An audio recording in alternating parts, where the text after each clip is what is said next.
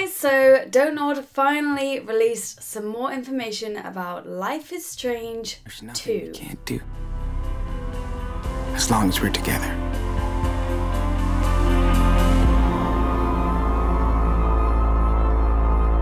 Loved the first game, but first of all, what was this new information? Well, what you need to know is that it's going to be released on the 27th of September on Xbox One, PS4 and PC, and it follows the story of two brothers. Quite like the first one, it is a coming-of-age tale. However, it's based primarily around male protagonists this time, and they did allude to there being some secret powers. They also said that those who played the Captain Spirit DLC will see references to that, which I'm glad, because I don't want that to be the end of Chris's story with his drunken dad. But you can already see the ties, because the two boys that this story is about can actually be seen at the end of the DLC. They're his neighbours, they're the ones that just like randomly wave. The trailer shows a tale of two boys who get into trouble with the law and then have to go to Puerto Lobos, I'm sorry, in Mexico, to find some family and get some help. So the story is all about their journey about going down there. However, at the beginning you see this like weird montage of a police officer with a gun to the oldest son's head. On the ground! Don't move! Oh. And a car just spinning around. So I'm thinking, in the Captain Spirit DLC, was it really his superpowers or his deceased mum that helped him out at the end of the game? Or was it actually this new protagonist with his new powers? We do have names for these characters as well. It's Sean and Daniel. Sean is 16 and Daniel is 9, so they're both still pretty young. It's all going to be based around how you are going to be a role model for your younger brother. Also, Jonathan Morali will be making a new soundtrack, which I'm really happy about because I freaking love just listening to all of the soundtrack of the old Life is Strange songs. Even just the moments of calm are so nice to fall asleep to. But now we've got the hard facts out the way. Let me tell you why I loved Life is Strange. This is what I love about Life is Strange, because I feel like it is like bridging the gap between film and gaming, and why I actually kind of have some slight concerns about Life is Strange 2. Don't get me wrong, I am excited, but I am slightly concerned as well. I'll go into it now. Let's start. In my mind, Life is Strange really pushed the boundaries of what a game could become. It used the episodic format that was already introduced by games such as Telltale's Walking Dead, but then mixed that with beautiful visual art styles, really powerful soundtracks that also we could relate to in our own lives because they would be on the radio and things like that, and most importantly, relatable topics and environments. And this mix was able to hit us right in the nostalgia. I felt it hard. It's too much.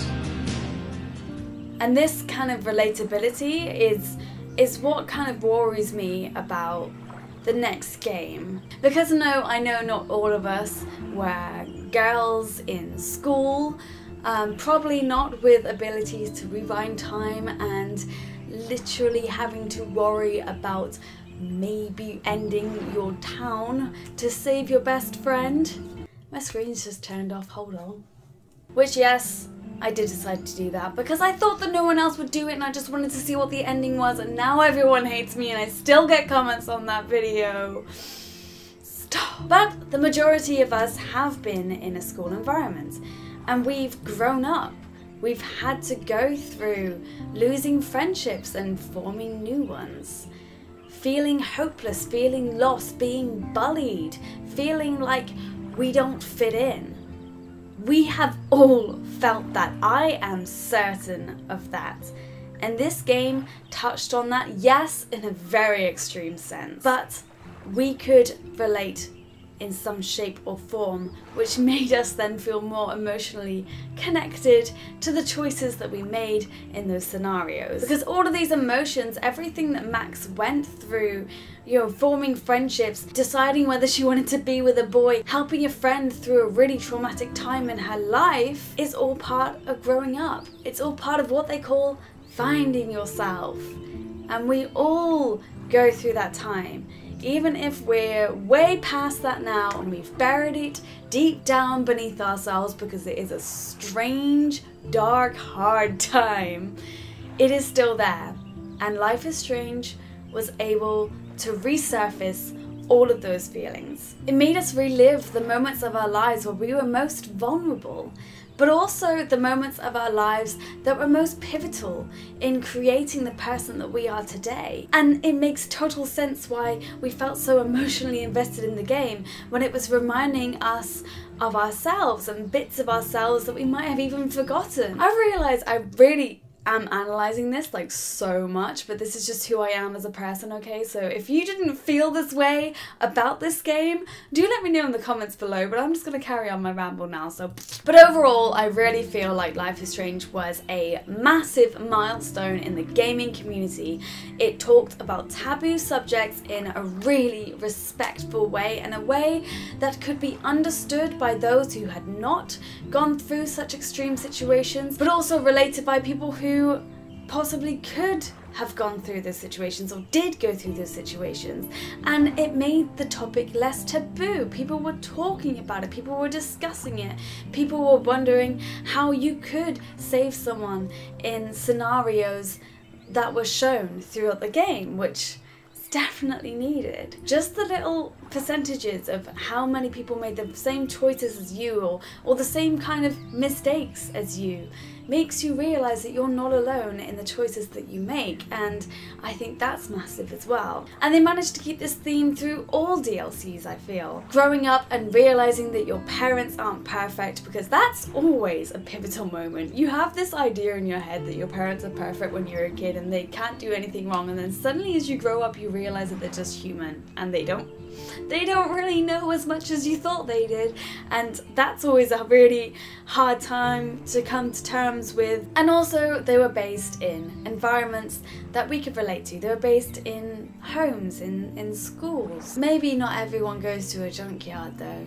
I mean, I haven't been to a junkyard, but I can relate to having a safe place that probably is a little bit dangerous, that you feel kind of cool going to as a kid. We could relate to and we could remember while playing the game, just like, oh yeah, I did that. You know, even playing The Awesome Adventures of Captain Spirit, we remember being a kid and drawing silly figures and writing little stories. We all did that as a kid, so we remember being free and being innocent, but also being terrified sometimes of adults and authority figures because you didn't really have any control at that stage. So showing that situation of an slightly aggressive,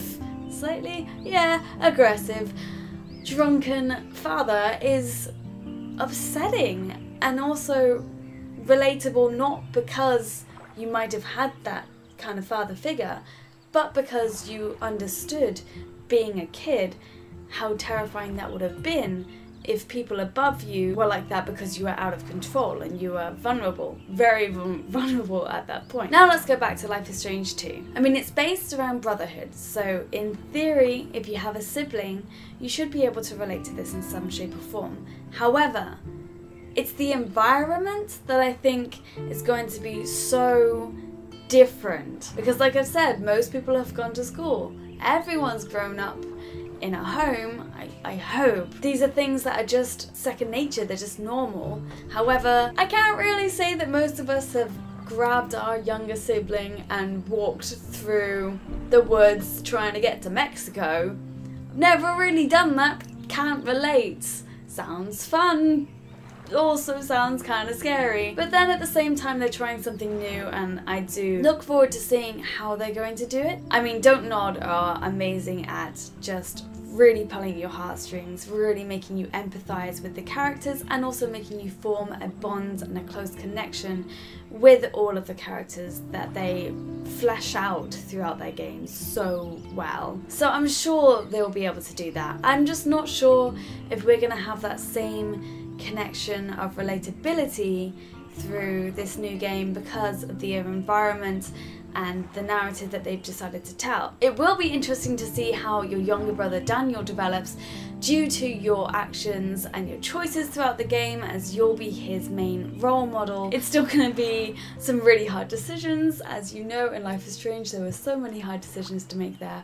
But anyway, that was just the news I wanted to share with you, the little update, because I'm super excited. You guys know I love Life is Strange. I stream it every time it's out and I'm very excited. And then I read about this and I was like, oh, I have thoughts and I want to share them and see what you think about it, because I know some people weren't so into the DLCs. I really liked them. But yeah, I'm just thinking this next one is so different to what they've done before. So I am just hoping that it's not too different and that I can still feel like it connects to me in some way, like it connects to my past self, because I haven't played a game that does that. No, I don't think that I've ever played a game that has touched me in that way. This is getting weird and weird. Don't forget to subscribe if you do want to see that live stream, and click the bell so you get notified. It's a while away though. Actually, September, it's like a few weeks away. That's not bad.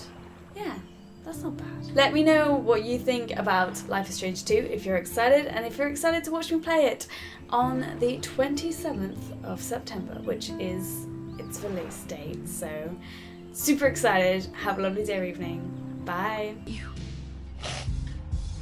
That's sad. Goodbye. Shit. I feel so embarrassed, but that was so hard.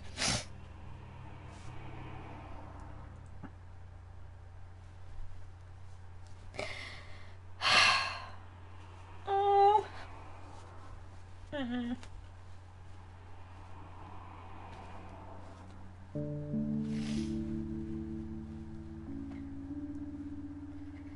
Oh, that's so sad.